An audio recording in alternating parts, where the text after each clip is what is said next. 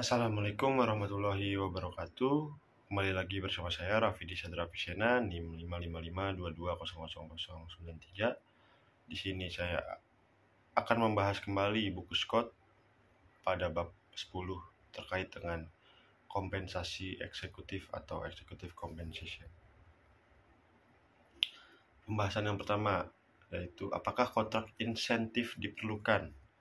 Jadi menurut Famat pada 1980 mengatakan bahwa kontrak insentif dari manajer dari jenis yang dipelajari pada kontrak agenan antara pemilik perusahaan dan manajer tidak diperlukan karena pasar tenaga kerja manajerial mengendalikan moral hazard.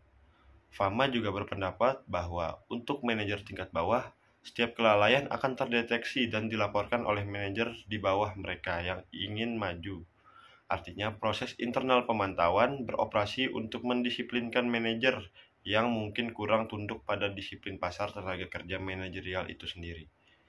Sehubungan dengan kemampuan reputasi manajer untuk mengendalikan moral hazard, Famas argumen tidak mempertimbangkan bahwa manajer mungkin dapat menyamarkan efek pengabaian, setidaknya dalam jangka pendek dengan mengatur pelepasan informasi. Pembahasan kedua terkait dengan rencana kompensasi manajerial. Contoh kasusnya yaitu Royal Bank of Canada atau RBC adalah salah satu lembaga keuangan terbesar di Kanada, menyediakan perbankan dan layanan terkait di seluruh Kanada dan internasional. Sahamnya diperdagangkan di bursa saham di Kanada, Amerika Serikat, dan Swiss. Informasi di bawah ini sebagian besar diambil dari pemberitahuan rapat tahunan RBC, pemegang saham biasa, surat edaran surat kuasa manajemen pada tahun 2009. Surat edaran tahun 2009 ini tetap ada bunga karena menjelaskan beberapa perubahan rencana kompensasi yang dihasilkan dari kehancuran pasar pada tahun 2007 hingga 2008. Dari surat edaran ini, rencana kompensasi eksekutif RBC terdiri dari 4 komponen. Yang pertama yaitu gaji dibayar tunai, yang kedua penghargaan bonus, rencana insentif jangka pendek yang dibayarkan tunai, atau jika eksekutif memilih dalam unit saham tangguhan, di mana unit saham tangguhan ini juga disebut saham terbatas, akan dikonversi menjadi saham biasa RBC setelah 3 tahun. Yang ketiga yaitu rencana insentif jangka menengah. Penghargaan dibayarkan dalam unit saham yang ditangguhkan. Dan yang terakhir atau keempat yaitu rencana insentif jangka panjang.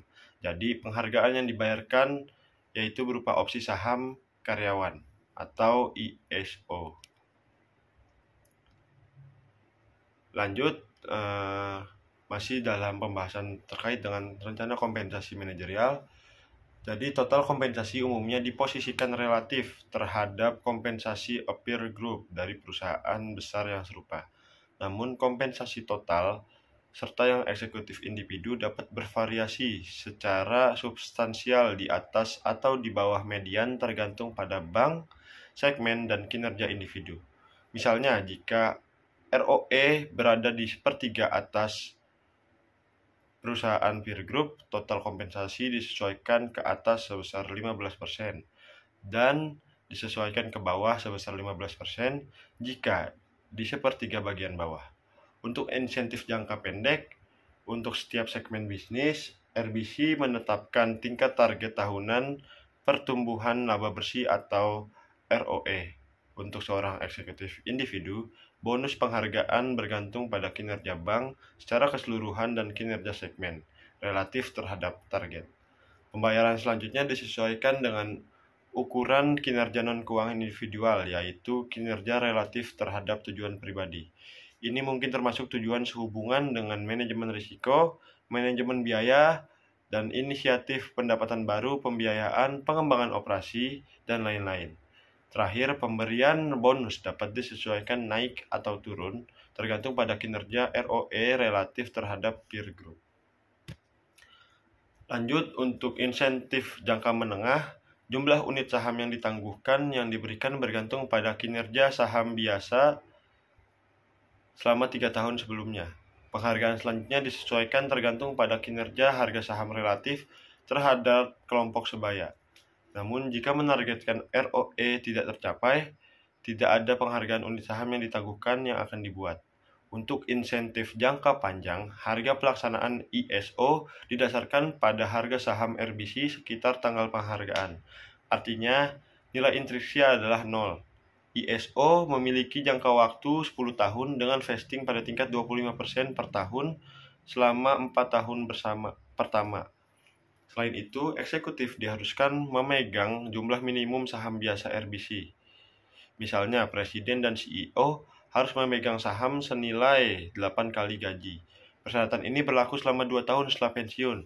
Perhatikan bahwa penangguhan bonus, periode vesting untuk unit saham yang ditangguhkan dan ISO, dan pemilikan saham yang diperlukan mengurangi kemampuan eksekutif untuk membentuk portofolio investasi yang terdiversifikasi. Artinya, mereka harus menanggung risiko spesifik perusahaan setelah pensiun. Lanjut ke proporsi relatif laba bersih dan harga saham dalam mengevaluasi kinerja manajer. Jadi secara khusus, analisis Holmstrom memprediksi bahwa efisiensi kontrak kompensasi mungkin meningkat jika didasarkan pada 2 atau lebih ukuran kinerja. Ada sejumlah cara akuntan dapat meningkatkan sensitivitas laba bersih. Satu kemungkinan adalah untuk mengurangi jeda pengakuan dengan beralih ke akuntansi nilai saat ini. Pengurangan jeda pengenalan meningkatkan sensitivitas karena lebih banyak hasil masa depan dari upaya manajer muncul dalam laba bersih saat ini. Laba persisten adalah ukuran yang lebih sensitif dari upaya manajer saat ini daripada laba sementara atau laba yang tidak relevan dengan harga, yang mungkin timbul secara independen dari upaya. Lanjut, yaitu upaya jangka pendek dan upaya jangka panjang. Jadi secara khusus kami mengejar asumsi di bagian sebelumnya bahwa upaya terdiri dari jangka pendek dan upaya jangka panjang. Namun sekarang saya memandang kedua komponen upaya ini sebagai keputusan manajer yang terpisah.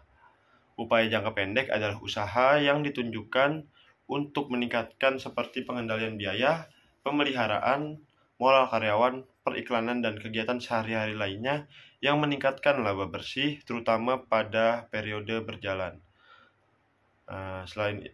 Lalu, upaya jangka panjang adalah upaya yang dikhususkan untuk aktivitas seperti perencanaan jangka panjang, R&D atau penelitian dan pengembangan, dan akuisisi. Sementara upaya jangka panjang dapat menghasilkan beberapa laba bersih pada periode saat ini. Sebagian besar hasil dari aktivitas ini berlanjut ke periode mendatang. Lanjut, peran resiko dalam kompensasi eksekutif. Jadi karena manajer seperti individu lain yang rasional dan menghindari resiko, berdagang berdasarkan resiko dan pengembalian, semakin banyak resiko yang ditanggung manajer, semakin tinggi pula kompensasi yang mereka harapkan jika utilitas reservasi ingin dicapai. Ada beberapa cara untuk mengendalikan risiko kompensasi. Mungkin yang paling penting ini dari perspektif teoritis adalah evaluasi kinerja relatif. Jika teori RPE valid, maka manajer berharap untuk mengamati kompensasi manajer berhubungan negatif dengan ekonomi rata-rata atau kinerja industri. Singkatnya, sekali lagi kita sampai pada kesimpulan bahwa campuran ukuran kinerja adalah diinginkan. Kompensasi dalam bentuk ISO atau saham perusahaan mendorong kenaikan risiko dan cakrawala keputusan jangka panjang. Sementara kompensasi berbasis pendapatan bersih setidaknya jika ditangguhkan dan tunduk pada clawback, membebankan beberapa risiko penurunan untuk mencegah yang berlebihan pengambilan risiko yang dapat diciptakan oleh kompensasi berbasis saham murni. Lalu pembahasan yang terakhir yaitu terkait dengan penelitian kompensasi empiris. Jadi hasil empiris menunjukkan bahwa komite kompensasi seperti investor rata-rata cukup canggih dalam menggunakan informasi akuntansi dan harga saham.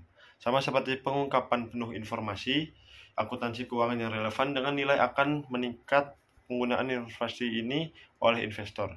Pengungkapan penuh atas informasi penata layanan yang informatif upaya akan meningkatkan penggunaannya oleh komite kompensasi. Dengan demikian, mempertahankan dan meningkatkan peran laba bersih dalam memotivasi kinerja manajer yang bertanggung jawab. Mungkin itu saja yang dapat saya sampaikan terkait dengan executive compensation atau kompensasi eksekutif. Kurang lebihnya mohon maaf. Wassalamualaikum warahmatullahi wabarakatuh.